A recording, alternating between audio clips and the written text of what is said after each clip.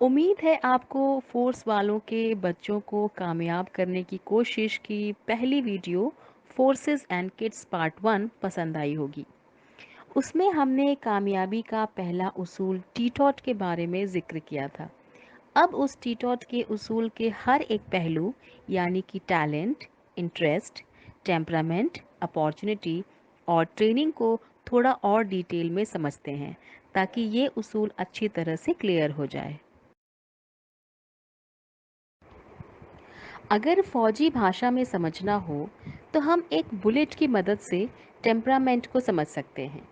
अगर एक बुलेट को एक टेबल पर रखकर उसके पीछे फायरिंग पिन से चोट करी जाए तो वह बुलेट ज़्यादा दूर तक नहीं जा सकती, क्योंकि उसमें से निकलने वाली गैस चारों तरफ फैल जाएगी।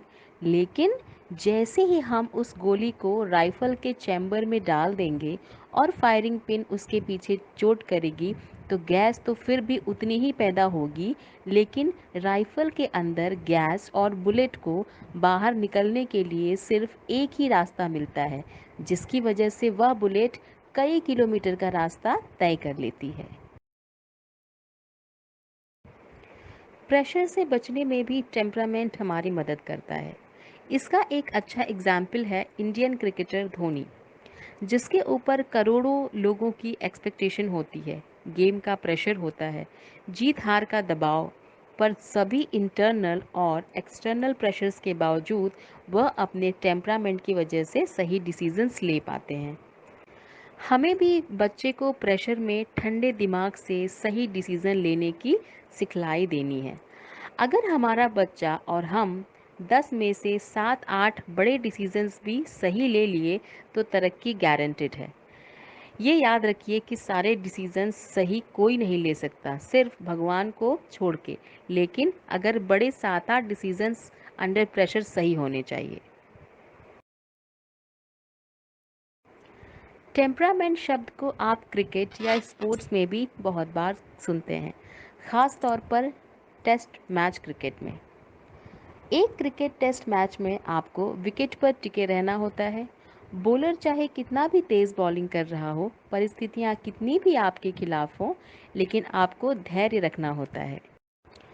आपको हर बॉल को खेलने की ज़रूरत नहीं होती, यानी कि आपको अपने ऊपर कंट्रोल रखना पड़ता है। ये समझ लीजिए कि test match session by session खेला जाता है। ज़रूरी नहीं कि आप सारे सेशन जीतें, लेकिन ज़्यादातर सेशन आपको जीतने पड़ेंगे, तभी आप टेस्ट मैच क्रिकेट जीत सकते हैं। अगर हमने टैलेंट और इंटरेस्ट को सही से आइडेंटिफाई कर लिया तो उसके बाद काम आता है टेम्परामेंट का। इसको हम यूँ समझ सकते हैं कि हमने पानी का एक कुआं या स्रोत खोज लिया है। अब हमें उस पानी को खेत तक या फसल तक लेकर जाना है। टेम्परामेंट का काम उस पाइप की तरह है जो ट्यूबवेल का पानी खेतों में फसलों तक पहुंचाती है। अगर पाइप बहुत लीक करती है तो पानी का सोर्स कितना भी बड़ा हो, पानी फसल तक नहीं पहुंचेगा। वैसे ही बच्चे में टैलेंट और इंटरेस्ट कितना भी हो, अगर टेम्परामेंट ठीक नहीं है तो उसका करियर कहीं नहीं बढ़ेगा। टैलेंट और टेम्परामेंट का सबसे बढ़िया उदाहरण आप दो दोस्तों के रूप में देख सकते हैं। वह है सचिन तेंदुलकर और विनोद कांबली। दोनों दोस्तों ने एक साथ क्रिकेट शुरू करी थी, एक ही जगह ट्रेनिंग करी थी। टैलेंट भी शायद दोनों का बराबर था, मौका भी दोनों को बराबर मिला, लेकिन सचिन तेंदुलकर अपने टैलेंट को अपने टेम्परामेंट के जरिए यूज़ करके वर्ल्ड के महानतम क्रिकेटर में से एक बने, जबकि विनोद कांबली के अंदर टैलेंट होते हुए भी वह अपने टेम्परामेंट की वजह से बहुत ज़्यादा नहीं चल पाए। हमने पढ़ा है कि पुराने ज़माने में साधु लोग तपस्या करने के लिए हिमालय पर जाते थे, ताकि उनका ध्यान किसी भी चीज़ के लिए ना भटके और वह एकाग्रचित होकर अपना सारा ध्यान, अपनी सारी ऊर्जा भगवान के ऊपर केंद्रित कर सके। यूँ समझे तो वह अपने ऊपर, अपनी ज़िंदगी के ऊपर कंट्रोल करना चाहते थे। जिस व्यक्ति ने, जिस बच्चे ने एक बार अपने ऊपर कंट्रोल कर लिया, अपनी एनर्जी को कंट्रोल कर लिया, उसके बाद वह उसको किसी भी डायरेक्शन में ले जा सकता है, फिर चाहे वह पढ़ाई हो या फिर खेल। टेम्परामेंट और ट्रेनिंग का भारतीय टीम के क्रिकेटर राहुल द्रविड़ जैसा एग्जाम्पल भी बहुत कम देखने को मिलता है। उनके अंदर टैलेंट शायद तेंदुलकर के कम था, लेकिन अपने टेम्परामेंट की वजह से उन्होंने क्रिकेट में अपना नाम कमाया।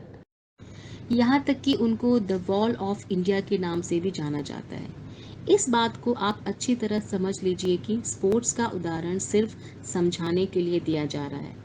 ये सारे असूल पढ़ाई के क्षेत्र में, म्यूजिक के क्षेत्र में या बिजनेस के क्षेत्र में भी उतने ही लागू होते हैं। और ये भी याद रखना पड़ेगा कि अपने ऊपर कंट्रोल सिर्फ बच्चे को ही नहीं, माता पिता को भी रखना पड़ेगा। ये एक टीम की तरह है, क्योंकि अगर माता पिता ने अपने ऊपर कंट्रोल ना रखा तो वो प्रेशर भी बच्चे पर पड़ सकता है। अगर हम अपॉर्चुनिटी को समझना चाहें तो देखेंगे कि आज हर चीज़ कंप्यूटर और इंटरनेट या फिर मोबाइल की तरफ बढ़ रही है। जिन बच्चों ने कंप्यूटर के क्षेत्र में महारत हासिल कर रखी है वह बुलंदी पर पहुंचे हुए हैं, जैसे कि सुंदर पिचाई, गूगल के सीईओ। लेकिन मान लीजिए आज आपका बच्चा छोटा है और आप आज वही कंप्यूटर कोर्स अपने बच्चे को कराना चाहें जो सुंदर पिचाई ने किया था, तो उसका कोई फायदा नहीं होगा, क्योंकि जब तक वह बड़ा होगा हो सकता है दुनिया आर्टिफिशियल इंटेलिजेंस में बहुत आगे चली जाए, तो अपॉर्चुनिटीज आर्टिफिशियल इंटेलिजेंस में ज़्यादा होंगी। उसी प्रकार से जो अभी कार्स हैं वह कुछ सालों में बनना बंद हो जाएंगी, उनकी जगह पर इलेक्ट्रिक कार आ जाएंगी, तो अपॉर्चुनिटीज़ उस तरफ चली जाएंगी। अपॉर्चुनिटी बड़ी डायनेमिक होती है, लेकिन जब वह हमें मिले तो हम उसके लिए तैयार होने चाहिए। हालांकि हमें एक बात याद रखनी चाहिए कि कई क्षेत्रों में अपॉर्चुनिटी हमेशा बनी रहती है, जैसे मेडिसिन के क्षेत्र में या जहाँ पर फीलिंग्स की ज़रूरत है, गेम खेल के मैदान पर। अब यह हमें देखना पड़ेगा कि हमारा टैलेंट, इंटरेस्ट और टेम्परामेंट किस अपॉर्चुनिटी के साथ मैच करता है। उसी क्षेत्र में हमें सबसे ज़्यादा फायदा होगा। अगर हम टैलेंट ऑफ अपॉर्चुनिटी का उदाहरण देखना चाहें तो भारतीय क्रिकेटर वीरेंद्र सहवाग का नाम सबसे ऊपर आता है। जब उन्होंने भारत की तरफ से क्रिकेट शुरू करी थी तो वह एक मिडिल ऑर्डर के बैट्समैन थे, लेकिन उस वक्त भारतीय मिडिल ऑर्डर बहुत मजबूत था और उनको जगह नहीं मिल पा रही थी। ऐसे में भारतीय कप्तान सौरभ गांगुली ने जब उनको ओपनिंग करने के लिए कहा तो वीरेंद्र सहवाग ने तुरंत हाँ कर दी। उन्होंने मौके को जाने नहीं दिया और मौके को ऐसा पकड़ा कि उनको जल्दी भारतीय क्रिकेट टीम से हटा नहीं पाए। सबसे आखिर में आता है ट्रेनिंग या पढ़ाई। हमारे बच्चे का टैलेंट, इंटरेस्ट और टेम्परामेंट जिस भी अपॉर्चुनिटी के साथ मैच करे, हमें कोशिश करनी चाहिए कि हम उसी क्षेत्र में अपने बच्चे को शिक्षा दें, चाहे वह क्षेत्र पढ़ाई का मैदान हो या खेल का मैदान। ये ज़रूरी नहीं है कि अच्छी पढ़ाई या ट्रेनिंग सिर्फ प्राइवेट स्कूल और कॉलेज में होती है। अगर हम गौर करें तो जितने भी आईआईटी और एम्स हैं या सारी मेडिकल कॉलेज, वह सभी सरकारी क्षेत्र में आते हैं। अगर हम आईएएस और आईपीएस की परीक्षा को सफलतापूर्ण पास करने वाले छात्रों का अध्ययन करें तो पाएंगे कि बहुत से छात्र सरकारी स्कूलों से पढ़े हुए हैं और कई तो देहात के स्कूलों से भी पढ़े हैं। दूसरा, हमें एक और भी चीज़ याद रखनी चाहिए कि 12वीं के बाद होने वाले ज़्यादातर कॉम्पिटिटिव एग्ज़ाम्स सीबीएसई पैटर्न पर होते हैं, जबकि ज़्यादातर प्राइवेट स्कूल्स आईसीएसई पैटर्न पर पढ़ाते हैं। इसकी वजह से इन एग्ज़ाम्स में ख़ास तौर पर मेडिकल और इंजीनियरिंग के एंट्रेंस एग्ज़ाम्स में प्राइवेट स्कूल के बच्चों को ज़्यादा परेशानी आती है। हालांकि प्राइवेट स्कूल के अपने फ़ायदे हैं। अगर आपके बच्चे ने इंजीनियरिंग या मेडिकल ना करनी हो या फिर आईएएस आईपीएस की परीक्षा ना देनी हो और उसकी दिलचस्पी और हुनर कॉरपोरेट जॉब के लिए हो या फिर आर्ट्स के क्षेत्र में, तो फिर शायद प्राइवेट स्कूल ज़्यादा बेहतर है। दोनों तरह के स्कूलों, सरकारी और प्राइवेट के अपने फ़ायदे और नुकसान हैं। ये ज़रूरी नहीं है कि जो दूसरे के बच्चे को सूट करे वही आपके भी बच्चे को सूट करेगा। एक बच्चे का टैलेंट या इंटरेस्ट गेम में भी हो सकता है, पढ़ाई में भी हो सकता है या म्यूजिक में भी हो सकता है। हमें यह आइडेंटिफाई करना होगा यह बच्चे का टैलेंट और इंटरेस्ट किस चीज़ में है। ये उसके कामयाब करियर की बुनियाद है। ये ज़रूरी नहीं कि बच्चे का टैलेंट और इंटरेस्ट बहुत छोटे में ही पता लग जाए। हो सकता है हमें उसका पता कुछ समय के बाद, बच्चे के कुछ बड़ा हो जाने के बाद लगे। इसमें कोई बुराई नहीं है, ये फास्टेस्ट फिंगर फर्स्ट नहीं है। हो सकता है बच्चे का इंटरेस्ट बचपन में जिस चीज़ में हो, बड़ा होते होते किसी और में हो जाए। कोई घबराने की बात नहीं है, ये नॉर्मल होता है। हमारे जवान साथी ये भी कह सकते हैं कि हमें तो साल में 2 ही महीने छुट्टी मिलती है, तो हम ये काम कैसे कर सकते हैं। पर साथियों, बच्चे का टैलेंट और इंटरेस्ट ढूंढने का काम 2 महीने की छुट्टी में भी किया जा सकता है। और आजकल तो मोबाइल पर वीडियो का ज़माना भी आ गया है, ये काम और आसानी से किया जा सकता है। हमारे बच्चे का टैलेंट और इंटरेस्ट ढूंढने में हमारे आड़े आती है हमारी फियर एंड ग्रीड, यानी कि हमारा डर और हमारा लालच। हम डर के मारे या तो इतना सुरक्षित खेलने लग जाते हैं कि अपने बच्चे के टैलेंट और इंटरेस्ट को नज़रअंदाज करके उसको सुरक्षित करियर चुनने के लिए, जैसे डॉक्टर, इंजीनियर, सरकारी नौकरी इत्यादि के लिए बाध्य कर देते हैं। दूसरी तरफ हम कई बार अपने लालच की वजह से उसके अंदर टैलेंट और इंटरेस्ट को बहुत ज़्यादा आंकने लग जाते हैं, जिसकी वजह से बच्चे के ऊपर बहुत दबाव आ जाता है और वह अपनी और अपने माँ बाप के एक्सपेक्टेशंस को पूरा नहीं कर पाता। इससे पूरे परिवार और बच्चे को निराशा हाथ लगती है। हमें यह भी समझना होगा कि अगर कोई बच्चा twinkle twinkle little star poem 2.5 साल या 3 साल की उम्र में सीख लेता है और दूसरा बच्चा 4 या 5 साल की उम्र में सीखता है, तो भी घबराने की कोई ज़रूरत नहीं है। क्योंकि हो सकता है एक बच्चे का टैलेंट चीज़ों को याद रखने में हो और दूसरे बच्चे का टैलेंट कुछ क्रिएटिव करने में हो। दोनों अलग अलग टैलेंट है और दोनों का अलग अलग महत्व है। बच्चे का सही टैलेंट और इंटरेस्ट जानने के लिए हमें 360 डिग्री 360 डिग्री व्यू लेना पड़ेगा। यानी कि पहले उसके टैलेंट और इंटरेस्ट का इवैल्यूएशन हमें खुद करना पड़ेगा। फिर हम अपने नज़दीकी दोस्तों की सलाह लेनी पड़ेगी।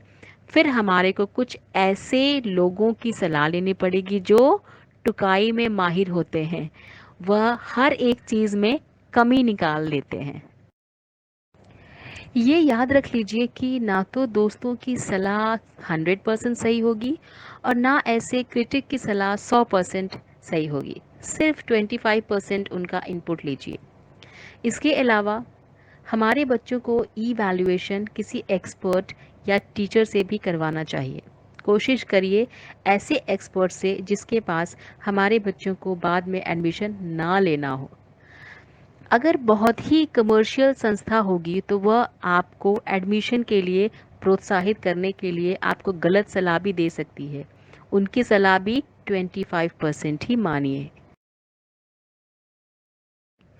इन सब में हमें यह देखना है कि टैलेंट, इंटरेस्ट और टेम्परामेंट, इन तीनों के ऊपर हमारे पूरे परिवार को बच्चे समेत काम करना पड़ेगा।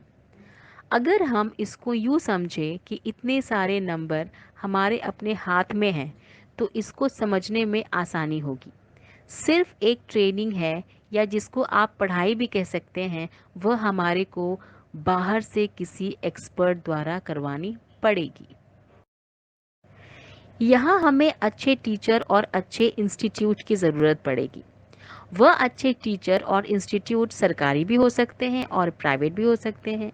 अगर हम टैलेंट, इंटरेस्ट, टेम्परामेंट और ट्रेनिंग या पढ़ाई का सही इस्तेमाल कर पाएंगे, तो आने वाली अपॉर्चुनिटीज़ को हम अच्छी तरह अवेल कर पाएंगे।